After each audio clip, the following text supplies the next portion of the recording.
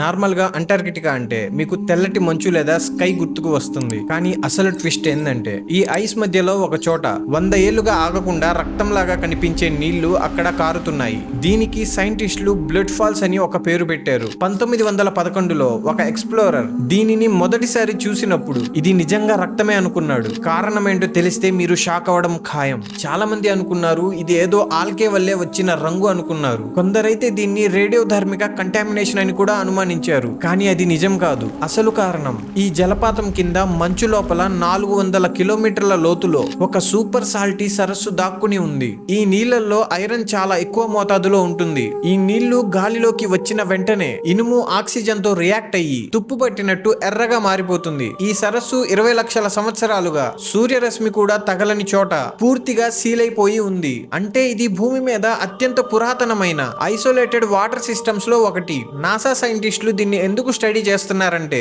ఇలాంటి కండిషన్స్ ఖచ్చితంగా అంగారక గ్రహం మీద కూడా ఉండొచ్చు అని. అంటే సూర్యరశ్మి లేకుండా ఆక్సిజన్ లేకుండా బతికే ఉండే బ్యాక్టీరియా ఇక్కడ కనిపెడితే మార్స్ మీద కూడా జీవం ఉండొచ్చు అనే క్లూ దొరుకుతుంది. అలాగే వీడియో నచ్చితే ఒక లైక్ చేయండి. అండ్ ఇలాంటి interesting mind blowing real facts కోసం మన ఛానల్ ని తప్పకుండా ఫాలో చేసుకోండి.